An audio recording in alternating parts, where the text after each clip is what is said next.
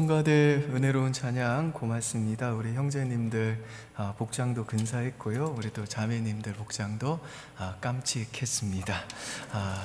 우리 부활하신 주님께서 기쁨으로 찬양 받아주신 줄 믿습니다. 오늘은 우리 주님이 죽음을 이기시고 다시 살아나신 기쁘고 영광스러운 부활 주일입니다. 우리 서로 옆에 있는 분들과 이렇게 한번 인사할까요?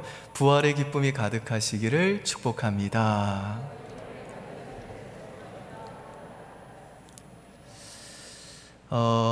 로마서 8장 11절에 보시면 예수를 죽은 자 가운데서 살리신 이의 영이 너희 안에 거하시면 그리스도 예수를 죽은 자 가운데서 살리신 이가 너희 안에 거하시는 그의 영으로 말미암아 너희 죽을 몸도 살리시리라 약속하셨는데요.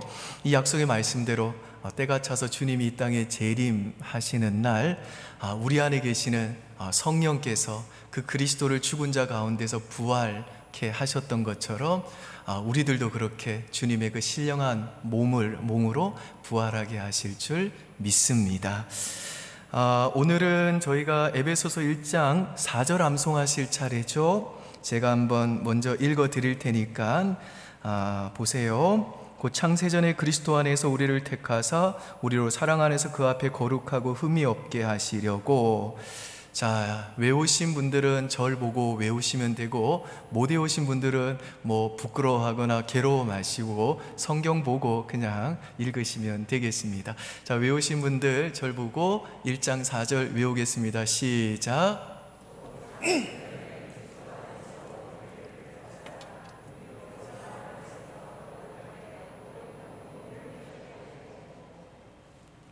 끝으로 갈수록 하셨던 것 같은데 아무튼 3절, 4절 우리 이어서 한번 해볼까요? 시작.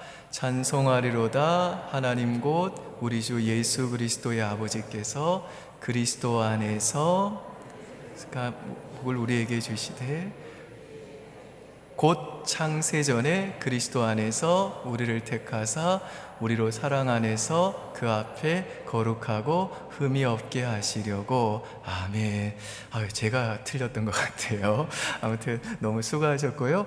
이번 주에는 5절 한번 암송해 보도록 하겠습니다.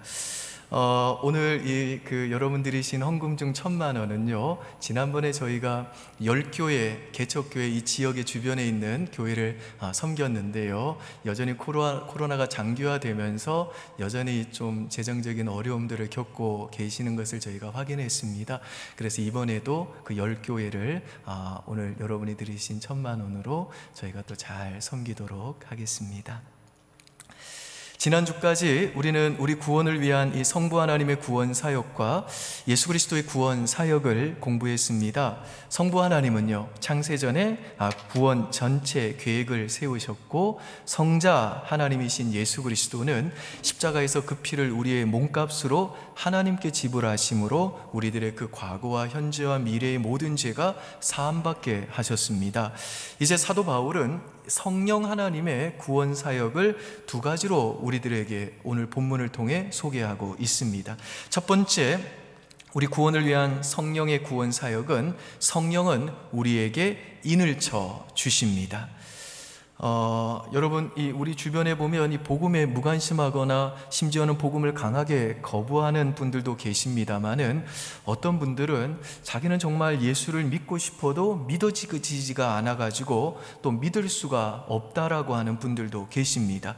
그분들은 자기 나름대로 성경도 공부해보고 예배에도 참석해보고 설교도 여러 번 들어보고 또 신앙 서적도 읽어보고 목사를 만나 심지어 신앙 상담도 해보아도 도무지 안 믿어진다는 겁니다. 여러분, 왜 그럴까요? 왜냐하면 이 믿음이라는 것은 내가 가지겠다고 해서 가질 수 있는 것이 아니라 성령께서 초자연적인 능력으로 우리 안에 역사하셔야만 가질 수 있기 때문에 그렇습니다.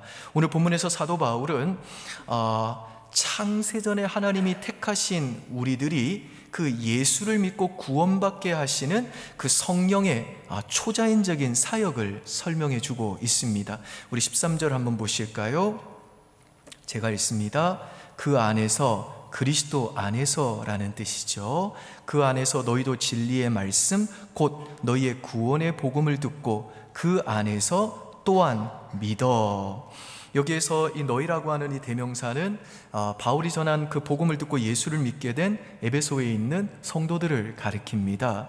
근데 이 사도 바울이 하는 말이 뭐냐면 성령께서 창세전에 구원하기로 하나님 아버지가 선택하신 그 사람들이 예수를 믿게 하시기 위해서 그들에게 바울을 보내셨다는 것이고, 그래서 그들이 진리의 말씀 곧 바울이 전한 복음의 말씀을 듣게 하셨다는 겁니다. 하지만 그들이 이 복음의 말씀을 들었다고 해서 예수를 믿을 수 있는 건 아닙니다. 그들이 예수를 믿게 된 이유는 뭐냐면 그 복음의 말씀이 선포될 때 성령께서 이 그들의 마음의 초자연적인 능력으로 역사하셨기 때문에 그들이 예수를 믿게 된 것입니다. 이 좋은 예가 사도행전 16장에 나오는데요. 거기에 보면 사도 바울이 2차 선교 여행 중에 이 빌립보에 가서 이제 기도할 처소를 찾다가 강가로 가게 됩니다. 그 강가에 갔더니 아낙네들이 있어가지고 바울이 그들에게 복음을 전했습니다. 그랬더니 그 아낙네들 중에 루디아라고 하는 자주 물감 장사가 이 바울이 전한 그 복음을 듣고 예수를 믿고 이제 유럽에서 최초로 그리스도인이 됩니다. 근데 루디아가 어떻게 복음을 믿게 되었는지 사도행전 16장 14절은 이렇게 묘사합니다. 한번 보실까요? 제가 읽습니다. 두아디라시에 있는 자색 옷감 장사로서 하나님을 섬기는 루디아라고 하는 한 여자가 말을 듣고 바울이 전한 복음을 들었다는 것이죠. 말을 듣고 있을 때 같이 읽습니다. 주께서 그 마음을 열어 바울의 말을 따르게 하신지라. 이 말씀에 보면 이 사도 바울이 전한 복음을 루디아가 믿기 전에 먼저 어떤 일이 일어났나요? 주께서 그 마음을 여셨대요. 이 말은 다른 말로 하면 성령께서 그 루디아의 마음에 초자연적인 능력으로 역사해 주셨다라는 뜻입니다. 그래서 바울이 전한 그 복음을 들은 그 아낙네들 중에서 루디아만이 예수를 믿게 되었다는 겁니다. 마찬가지로 오늘 본문 13절에서 사도 바울이 말하는 게 뭐냐면 에베소에 있는 그 성도들이 예수를 믿고 구원받은 이유는 성령께서 그들에게 바울을 보내셔서 그들이 바울이 전한 그 복음을 듣게 하셨을 뿐만 아니라 그 성령께서 또한 복음을 듣는 그들의 마음을 열어주셨기 때문에 복음을 듣는 그들의 마음의 초자연적인 역사로 임해 주셨기 때문에 그들이 예수를 믿게 된 것이다 라고 말씀하는 겁니다. 이어서 사도 바울은 에베소에 있는 그 성도들이 그렇게 복음의 말씀을 듣고 예수를 믿어 약속의 성령으로 인치심을 받았다라고 말씀합니다. 13절 한번 보실까요? 제가 읽습니다. 그 안에서 너희도 진리의 말씀 곧 너희의 구원의 복음을 듣고 그 안에서 또한 믿어, 같이 있습니다. 약속의 성령으로 인치심을 받았으니.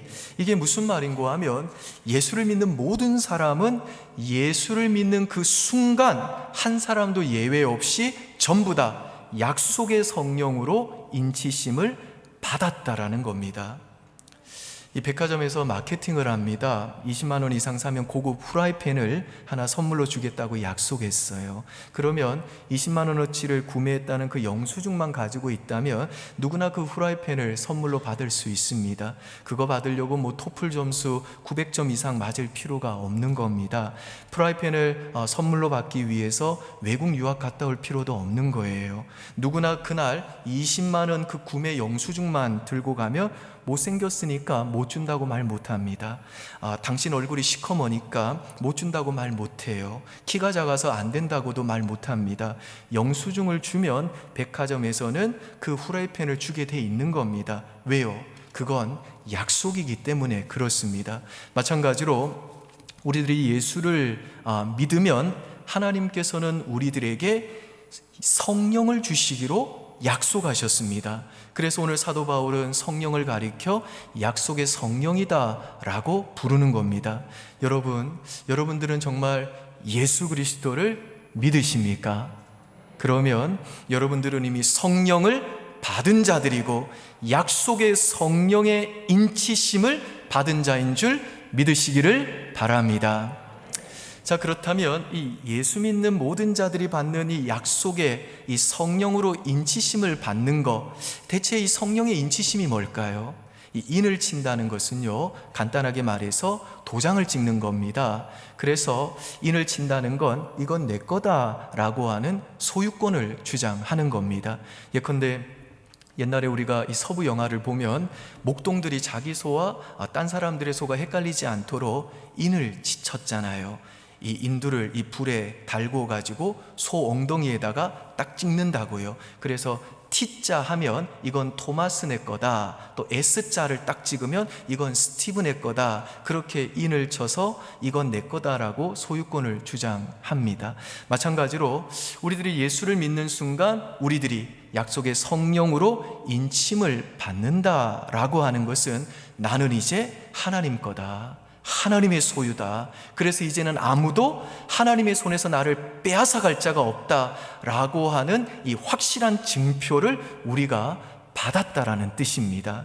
그래서 우리들이 예수를 믿고 약속의 성령으로 인치심을 받았다라는 말은 우리의 구원은 절대적으로 안전하다라고 하는 의미가 있는 겁니다. 왜냐하면 하나님이 우리에게 성령으로 그렇게 인을 쳐 주셨다는 것은 하나님께서 이제는 자신의 소유가 된 우리를 하나님의 자녀답게 이 땅을 사는 동안에 거룩하고 흠이 없게 만드셔가지고 반드시 저 천국까지 안전하게 데리고 간다는 뜻이기 때문에 그렇습니다.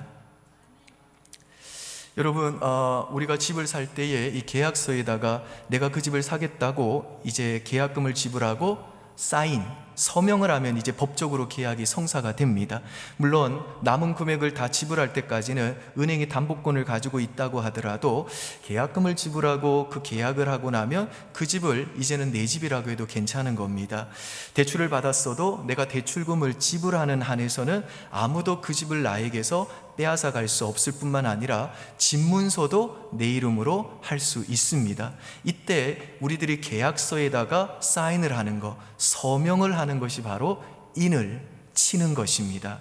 이와 동일한 원리로 우리들이 예수를 믿으면 하나님께서 우리에게 장차 때가 차서 그리스도가 재림하시는 날 이제 하늘과 땅이 그리스도 안에서 다시 통일이 되어 이 땅에 세워지게 될 그 영원한 하나님 나라를 기업으로 주겠다는 계약서를 주십니다. 근데 그 계약서에는 우리들이 이 땅을 사는 동안에 날마다 죄와 싸워야 되고 십자가를 져야 되고 예수님을 닮아가면서 어떠한 환난과 핍박 중에도 끝까지 믿음을 지켜야 된다라고 하는 하나님의 요구 상황이 적혀 있습니다. 그런데 우리가 성령으로 인치심을 받았다라고 하는 말은 무슨 뜻인가 하면 하나님의 그 요구 상황이 적혀 있는 그 계약서에다가 내가 사인을 하는 게 아니라 성령께서 하나님 앞에서 우리를 대신해서 사인을 해 주셨다라는 겁니다. 그러니까 성령께서 예수 믿는 우리들을 고아와 같이 버려두지 않으시고 언제나 우리와 함께 계셔서 우리들이 사탄과 죄와 싸울 수 있는 힘을 날마다 주시고 고난 중에 우리 곁에서 언제나 위로해 주시고 우리의 인격과 성품이 날마다 예수님을 닮아가도록 거룩하게 변화시켜 가게 해주시고 어떤 환난과 어떤 핍박 중에도 우리들이 믿음을 끝까지 지키게 하시고 장차 우리의 몸도 주님의 그 신령한 몸처럼 주님 재림하시는 그날에 부활하게 하셔서 우리들이 그 신령한 부활의 몸을 입고 하나님 나라를 상속받는 그 승리의 자리로 반드시 성령께서 우리들을 데리고 가시고야 말겠다라고 그렇게 성령께서 자기 이름과 명예를 걸고 우리를 대신해 하나님 앞에서 친히 그 계약서에다가 사인을 해 주신 것, 이게 바로 우리들이 약속의 성령으로 인치심을 받았다라고 하는 말의 의미라는 것입니다. 그래서 예수님은 우리 안에 계시는 이 성령님을 가리켜 보혜사라고 부르셨습니다. 요한복음 14장 16절 보실까요? 여러분의 하면 있습니다. 시작.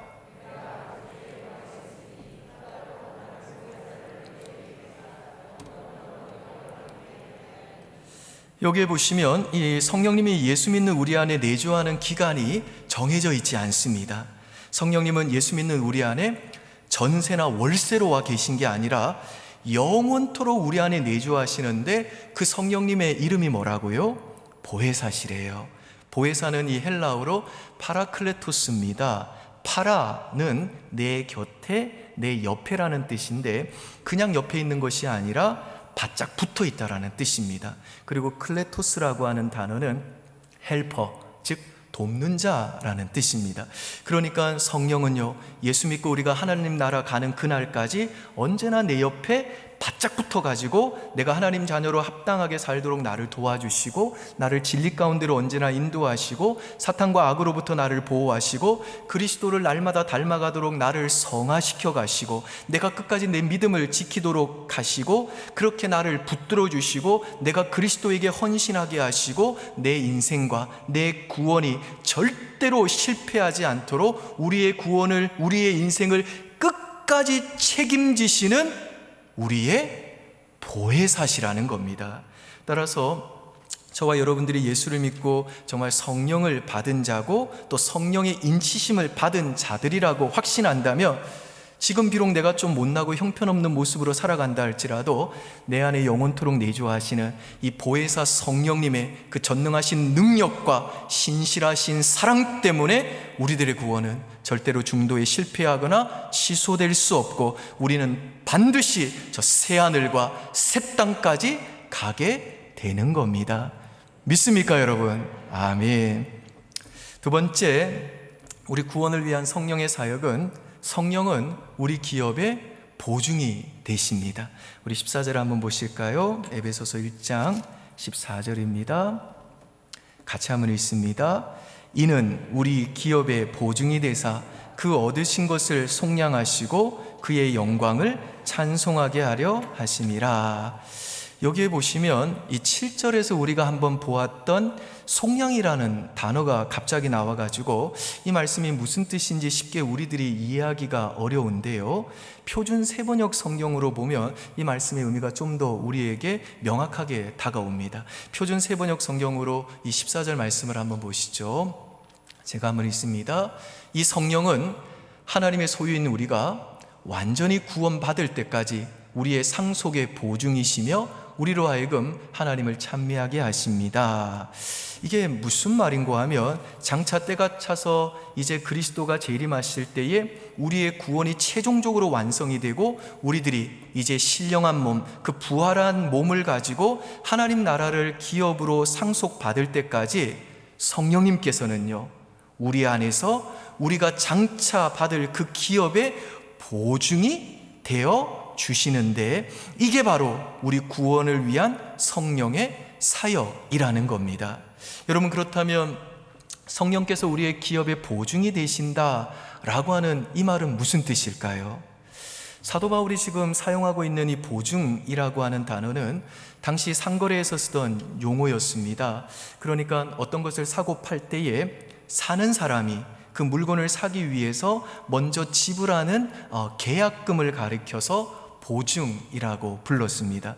근데 이 보증은요, 담보와는 다른 겁니다. 예컨대 내가 10만 원짜리 자전거를 사고 싶은데 우리 집에 지금 사과 1000개를 주고 그 자전거를 사고 싶어요. 그런데 지금 내가 가진 건 사과 10개밖에 없어서 그 사과 10개를 먼저 주고 나중에 집에 있는 그 990개의 사과를 주기로 했습니다. 그러면 내가 먼저 지불한 이 10개의 사과는 내가 나중에 지불해야 될 그 1000개의 사과의 일부에 해당하는 보증이 되는 겁니다. 근데 만일에 내가 지금 이 자전거를 살 돈이 없어가지고 내 반지를 먼저 주고 나중에 이제 10만 원 가지고 와서 내가 이 반지 찾아갈게 하면 이 반지는 보증이 아니라 담보가 되는 겁니다. 그러니까 나중에 완불해야 될 그것과 동일한 것의 일부를 지불하는 걸 보증이라고 한다는 말입니다.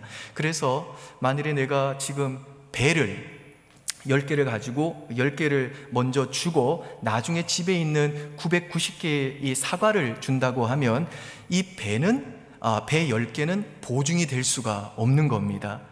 왜 그렇습니까? 나중에 완불해야 될 그것과 똑같은 것, 동일한 것의 일부를 지불하는 게 보증이기 때문에 그렇습니다. 따라서 지금 성령이 우리가 장차 받게 될 그 기업에 하나님 나라의 보증이 되는 사역을 하신다라고 하는 이 말은 무슨 뜻인고 하면, 성령은요, 구원받은 우리들에게 인이 되셔서 우리들이 그 하나님 나라를 반드시 상속하게 만드시는 분일 뿐 아니라, 그 성령은 동시에 예수 믿는 우리들이 장차 우리들이 상속받게 될 그 천국, 그 하나님 나라를 이 땅의 삶 속에서 우리들이 미리 맛보게 하시는 보증이 되어주시는 사역을 우리 안에서 행해주고 계신다라는 것입니다. 제가 얼마 전에 한 10년 전에 TV에서 휴면 다큐 사랑이라는 프로에 나왔던 이 풀빵장수 최정민 씨 사연을 새벽 예배 때 소개해 드린 적이 있는데요. 이 최정민 씨는요, 38살밖에 안 된 젊은 안악입니다. 그분에게는 7살 난 은서와 4살 배기 아들 홍현이라는 아들이 있습니다. 이분은 나면서부터 척추장애와 소아마비를 앓았던 1급 장애인이십니다. 우여곡절 끝에 결혼을 했는데 남편이 둘째가 태어나던 해에 가출을 해버렸어요. 그래서 이 최정민 씨가 그 아이들을 데리고 풀빵 장사를 하면서 근근히 생계를 꾸려가고 있었습니다. 하루 종일 이 풀빵 장사를 해야 되기 때문에 아이들을 돌볼 수 없어가지고 일주일 중 5일은 아이들을 그 타거소에 맡기고 금요일 밤이나 되어서야 그 아이들을 찾아오는 그런 삶을 수년간 살아왔습니다. 아이들은 주중에는 그야말로 고아 아닌 고아처럼 산 거죠. 그런데 그런 고단한 인생 속에 반갑지 않은 불청객이 찾아옵니다. 최정민 씨에게 위암 말기 판정이 내려진 거예요. 청천벽력 같은 일이었지만 이 최정민 씨는 아직 어린 그 아이들을 위해 자신이 죽으면 안 된다라고 하는 그 절박한 심정으로 정말 열심히 치료를 받았습니다. 정말 이를 악물고 모든 치료를 감내해냈어요. 그리고 위에 70%를 잘라낸 이 최정민 씨는 항암 치료를 받으면서도 그 와중에도 풀빵 장사를 계속해야 했습니다. 항암 치료를 받고 있는 말기암 환자가 한겨울에도 이 추위에 그 아랑곳하지 않고 하루 종일 서가지고 풀빵을 판 겁니다. 그게 유일한 생계 수단이었기 때문에 그래요. 금요일 저녁이면 이제 아이들이 엄마의 풀빵 그 리아크로 달려옵니다. 두 아이는 일주일간 못 본 그 엄마에게 붙어가지고 떨어질 줄을 몰라요. 2010년 설날에 이 최정민 씨는 떡국을 끓여가지고 아이들과 함께 밥상에 앉았습니다. 아이들은요, 오랜만에 엄마와 함께하는 식사 시간이 마냥 즐겁기만 했습니다. 근데 이 최정민 씨는 그때 3번째 항암 치료를 받고 있는 중이었고, 이미 암이 임파선과 다른 장기로 다 퍼져 있었고 복수가 다 차 있었기 때문에 그 떡국을 목으로 넘길 수가 없었습니다. 그런데 이 어린 딸 은서와 홍현이는요, 이게 너무너무 맛있으니까 엄마도 어서 먹으라고 하면서 엄마 입에 그 떡국을 한 숟갈 떠서 넣어줍니다. 최정민 씨는 그 아이들이 떠먹여준 그 떡국을 씹으며 그만 눈물을 터뜨렸습니다. 그런 아이들을 두고 먼저 떠날 자신의 그 현실을 생각하며 펑펑 눈물을 흘린 거죠. 자기가 먼저 떠나면 아무도 그 아이들을 돌봐줄 사람이 없다는 것을 그 누구보다도 잘 알고 있었기 때문입니다. 아이들도 그런 엄마를 끌어안고 함께 엉엉 웁니다. 참으로 기특한 것이 뭐냐면 그 7살짜리 딸 아이 은서가 그 타가소의 아이들이 모두 잠들 때까지 일부러 기다렸다가 애들이 다 잠이 들면 이제 혼자 일어나가지고 엄마를 위해 기도를 하는 겁니다. 하나님, 우리 엄마 이제 더 이상 병원에 가지 않게 해달라고, 하루 종일 우리 엄마가 나와가지고 우리 세 식구 함께 모여서 살게 해달라고 울면서 기도를 하는 겁니다. 그 극심한 고통과 외로움과 가난과 배고픔 속에서 이 어린아이가요, 너무 일찍 철이 들어버린 겁니다. 최정민 씨도 하나님께 간절히 기도를 했습니다. 하나님, 제가 살아야 되는 것은 제 욕심 때문이 아닙니다. 제가 살아야 되는 것은 우리 아이들에 대한 책임이며 의무입니다. 하나님, 앞으로 이 암으로 인한 이 고통을 제가 평생 지고 가도 좋으니까 부디 우리 아이들과 함께만 있게 해주십시오. 하지만 이 하나님은 2010년 그의 7월에 최정민 씨를 불러 가셨어요. 지지리도 복도 없는 그 인생이 하나님의 침묵 속에서 결국 죽어버린 겁니다. 참 다행스럽게도 그 이모 되시는 분이 참 좋으신 분이셔서 이 아이들을 지금까지 잘 그렇게 키우고 있다고 그래요. 그런데 최정미 씨의 그 마지막 그 모습을 지켜보았던 어느 병원 관계자가 증언을 했는데 뭐라고 얘기하냐면, 이 최정미 씨가 거의 임종 직전에 자신의 그 상태를 체크하러 들어와 자신을 위로하던 그 의사에게 이렇게 말을 했다고 그래요. 선생님, 예수 믿으세요? 안 믿으시지요?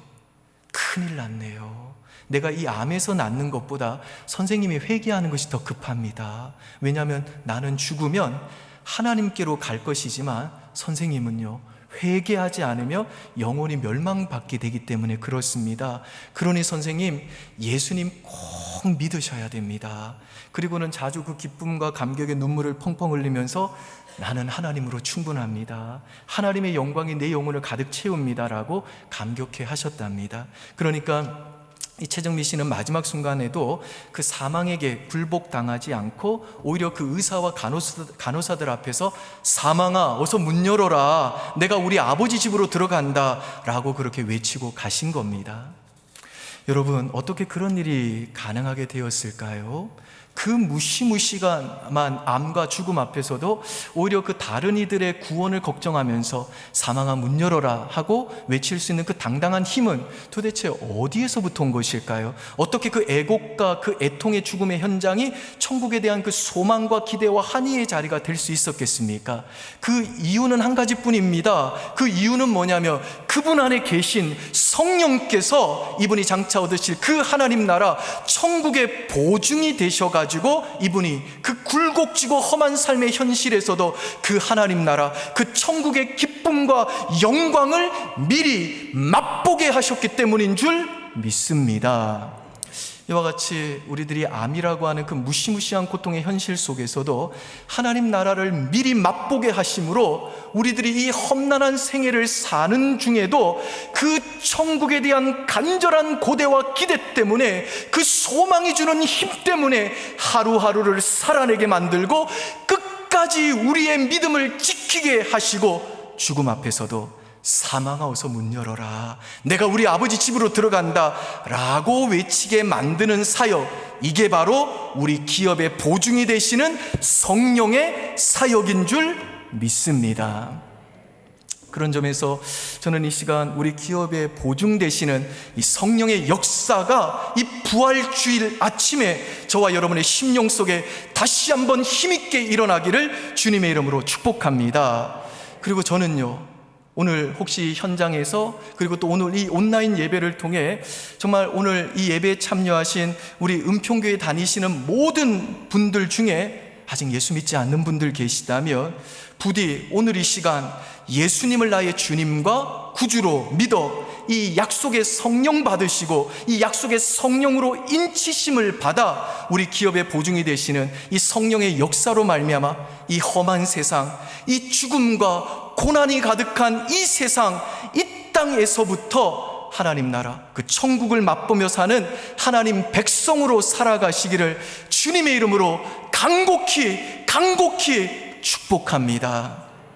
그래서 저는 정말 우리 은평교회 모든 교인들은요, 정말 단 한 명이라도 지옥 가는 분 없이 정말 전부 다 이 땅에서 하나님 나라, 그 천국을 미리 맛보며 살다가 나중에 천국에서 정말 이 주님 재림하실 때에 그 부활의 몸을 입고 우리 모두가 다시 한번 은평교인이라는 이름으로 만날 수 있기를 바랍니다. 여러분, 정말 그때 우리 부활의 몸 입고 다시 만나면 이 땅에서의 그 추억들 우리가 다시 한번 회상하면서, 여러분, 그때 우리 모여가지고 한잔 하십시다. 참 있을 말고 천국에서 나는 그 과일, 싱싱한 과일, 그 과일로 만들어진 과일 주스로 우리 한잔 하자고요. 아멘이십니까? 아멘. 그 자리에 여러분 중에 그 어떤 누구도 빠지는 분 없기를 주님의 이름으로 축복합니다. 앤드류 매튜스라고 하는 분이 즐겨야 이긴다라고 하는 책을 쓰셨습니다. 이 책은요 170만 부가 팔린 베스트셀러입니다. 이 앤드류 매튜스가 즐겨야 이긴다라고 하는 이 책에서 남에게 부탁할 줄 아는 즐거움을 배우라고 그랬습니다. 그러니까 자존심이 강해가지고 자기가 모든 사건의 중심이 되고 자기가 다 해결해야 그 마음에 안심이 되는 사람들이 있는데, 그렇게 되면 인생을 즐길 수가 없다는 겁니다. 나 혼자 무엇이든지 다 할 수 있는 사람이 되려고 하는 게 아니라 내가 할 수 있는 일을 적당히 남에게 부탁할 수 있는 걸 즐겨야 된다라는 겁니다.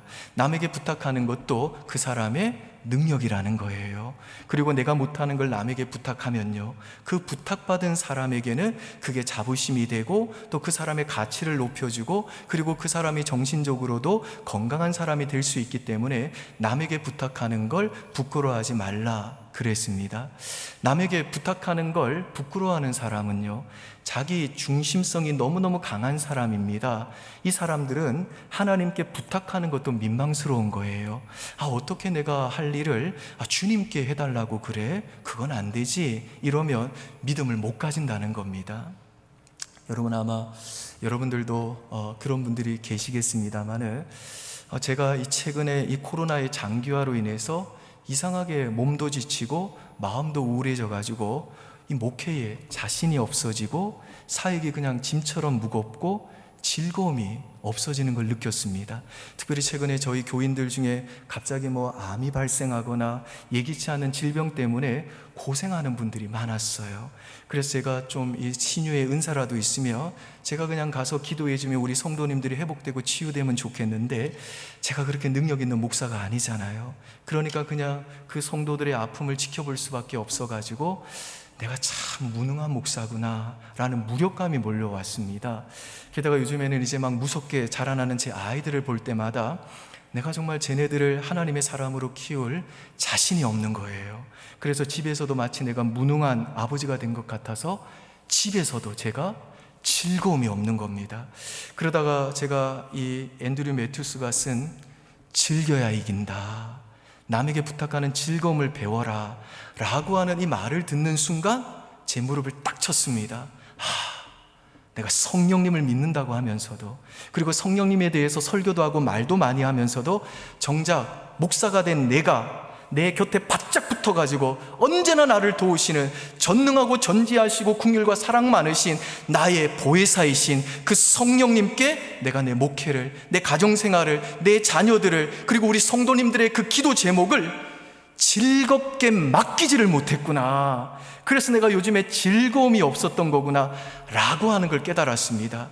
그러면서 저에게 퍼뜩 떠오르는 성경 구절이 뭐냐면 로마서 8장 26절이었는데, 거기에 보면 성령이 친히 기도하는 우리의 연약함을 도우신다 라고 약속하셨는데, 이게 무슨 말인가 하면 성령은요, 우리가 기도할 때 우리 곁에 바짝 붙어가지고 우리가 짊어지는 그 인생의 모든 짐을 우리와 함께 그 전능하신 팔로 들어주심으로 우리를 반드시 도와주신다는 겁니다. 그래서 제가 그 약속 말씀 붙잡고, 그래, 내가 겸손히 내 무능함 인정하고 내 목회도, 내 가정생활도, 내 자식들의 장래도, 우리 성도님들의 그 기도 제목도 성령님께 즐겁게 맡기자 하고 기도하기 시작했는데, 정말 성령께서 제 곁에 바짝 붙어가지고 제 인생의 짐을 들어주시더라고요. 그리고 그러니까 이상하게, 신기하게 다시 제 심령 속에 즐거움이 솟아나는 걸 제가 체험했습니다. 사랑하는 우리 성도 여러분, 우리가 살다 보면 무능해질 때가 있습니다. 저도 수없이 저희의 무능함 때문에 주저앉을 때가 있어요. 한 걸음도 앞으로 나아갈 수 없는 그런 마음의 절망감이 제 마음을 짓눌 때가 있습니다. 그리고 살다 보면요, 내가 대체 왜 살아야 되는지 모르겠고 그냥 내 인생과 사업이 완전히 멈출 것만 같은 때가 있습니다. 내 힘으로는 도저히 빠져나갈 길이 없을 때가 있습니다. 내 자식도요, 그 자식의 인생이 정말 저대로 주저앉을 것만 같은 두려움에 빠질 때가 있습니다. 여러분, 이럴 때 우리가 어떻게 해야 되나요? 그냥 주저앉아 있어야 되나요? 여기서 끝내야 되나요? 아닙니다. 우리 사랑하는 성도님들, 아닙니다. 그럴 때 우리는요, 보혜사 성령이 지금도 내 안에서, 내 곁에서 바짝 붙어가지고 나를 돕고 계신 걸 믿고 그 성령께 무릎 꿇고 그분께 내 인생의 모든 문제를 즐겁게 맡겨야 되는 줄 우리 성도님들 믿을 수 있기를 바랍니다. 그러면요, 예수 그리스도를 죽은 자 가운데서 다시 살려내신 그 전능하신 성령께서 우리 죽은 인생도 부활의 인생으로 다시 살려내시고 우리의 무능과 한숨이 더 이상 무능과 한숨으로 끝나지 않게 해주시고 죽은 것 같은 내 인생과 소망 없어 보이는 깨어진 내 가정을 다시 회복시켜 주시고, 그렇게 방황하는 내 인생의, 내 자녀의 인생도 지금의 인생보다 훨씬 더 큰 인생으로 하나님께 쓰임받는 그 영광의 그릇, 존귀한 인생으로 만들어주시는 줄 우리 성도님들 꼭 믿을 수 있기를 바랍니다. 그래서 부디 이 믿음 가지고 여러분의 인생의 짐을 홀로 지려고 하지 마시고, 여러분의 그 인생의 짐의 무게가 느껴질 때마다 우리 구원의 인과 우리 기업의 보증이 되시고 우리의 보혜사 되시는 이 성령님께 그 짐을 들어달라고 즐겁게 부탁하심으로 주님 재림하셔서 저와 여러분들의 몸이 신령한 몸으로 그렇게 부활하여 그 하나님 나라를 상속받는 그날까지 부디 여러분에게 주어진 그 한 번뿐인 인생 즐겁게 노래하면서 사시기를 주님의 이름으로 축원드립니다. 아멘. 기도하겠습니다. 아버지 하나님, 하나님이 우리를 창세전에 구원받는 자로 예정해 주시고 우리를 위해서 그리스도를 십자가에서 피 흘려 우리의 모든 죄를 사함받게 하시고 때가 차서 약속의 성령 보내주셔서 그 성령으로 예수 그리스도를 믿고 구원받아 그 성령의 인치심과 기업의 보증이 되게 하심을 감사합니다. 사랑하는 우리 성도들, 이 험한 세상 살아가는 중에 성령께서 보혜사가 되셔서 우리 성도들의 구원의 인이 되심으로 그 구원이, 그 인생이 절대로 실패하지 않도록 도와주심을 믿을 수 있게 도와주시옵소서. 그리고 성령님 간절히 구하옵는 것은 우리 기업의 보증으로 오셨사오니 그 하나님 나라 천국의 그 영광과 기쁨을 이 험난한 세상 우리가 살아갈 때에 우리가 수시로 맛볼 수 있도록 은혜 내려 주시옵소서. 그래서 그 천국의 기쁨이 주는 힘 때문에 주어진 우리 하루하루의 인생을 즐겁게 그 성령님께 모든 것 맡기면서 노래하면서 살 수 있도록 우리 모든 성도들에게 성령의 충만한 은혜 내려 주시옵소서. 감사드리며 예수님 이름으로 기도합니다. 아멘. 우리 다 함께